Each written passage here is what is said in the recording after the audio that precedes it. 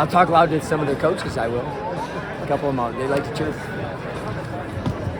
So do I, though, too, so. All right, closing out with the 26-13 win, 8th straight win over Sooners. What are your overall thoughts on the game?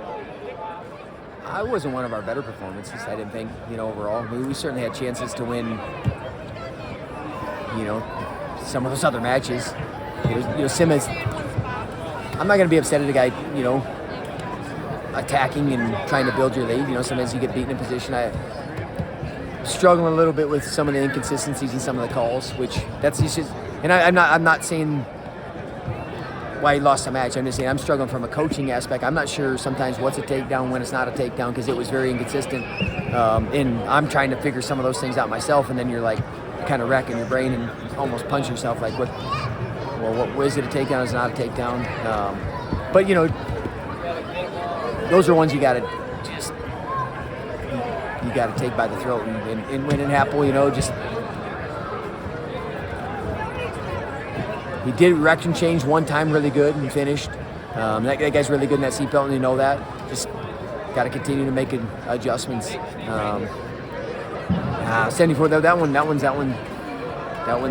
burning. 25. You gotta get to a score. You gotta get to score. If best position's top, you gotta give yourself to get a chance. And I'm talking about those guys that lost, and then you get the other guys that are scoring a whole lot of points. Farber, holy cow. Got bonus points again late in the match. Wrestling through everything. Ryder coming back and getting bonus points. Parker getting bonus points again.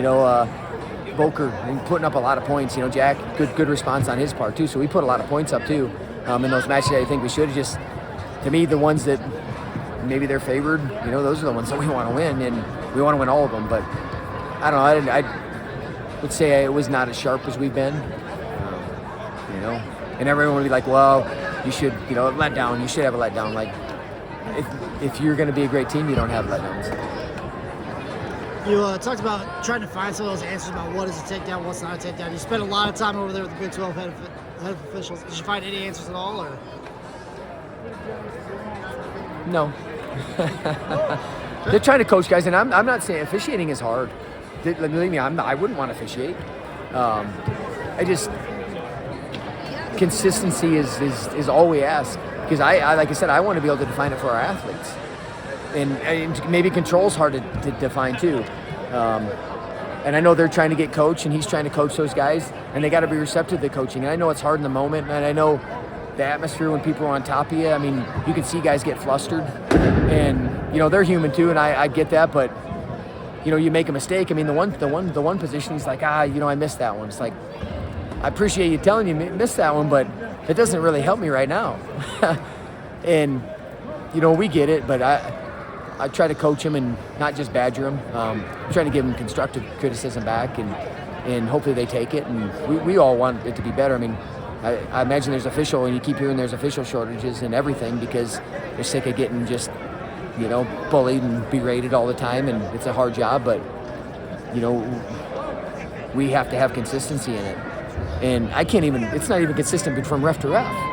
But these guys are going to be in the Big 12, so I'm trying to, is this how you're going to call it? Because I need to know. We kind of liken it to the umps. Umpires have a little different zone sometimes.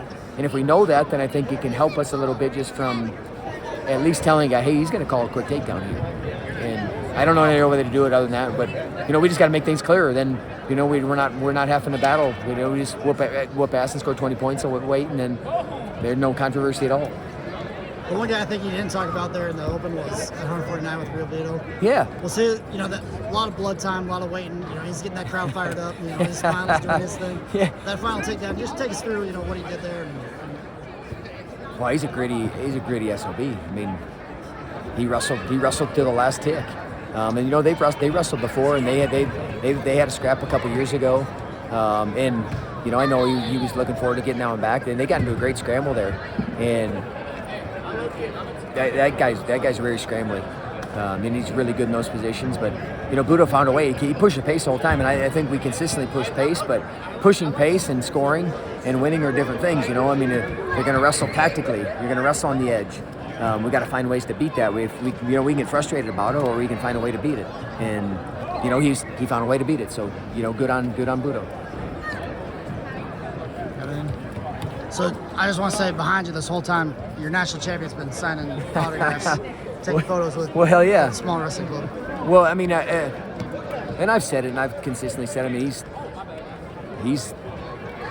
You got to go back to the 40s. You go back to some of those guys that won multiple national titles, and we have an Olympic champion that went through here. But in my time, in recent time, that's the best guy that UNI's put out there, and hopefully people appreciate it, and they continue to come out, and we have one more home duel, against Iowa State, in-state rival, and like I said, and I'm going to put this out. We had over 6,030. There's no reason we shouldn't break that. If anything, just to support him, to come out for that guy one more time in Cedar Falls, in the McLeod Center. I mean, if we can't get more than 6,030 people to come out to support him one more time in this team against Iowa State, then I we don't have the fans that I thought we have, but I know we do, and I know they will show up. And I'm like I said, I'm not getting ahead of myself, because we have West Virginia, we have North Dakota State first, but our next home date, and I want this place packed. Like let's have it to the rafters, because that energy the other night, that was awesome. I mean that starts to put yourself up there with one of the best atmospheres in the country. And that to me, that was one of the best atmospheres I've been in, hands down. And we got a team that has earned that.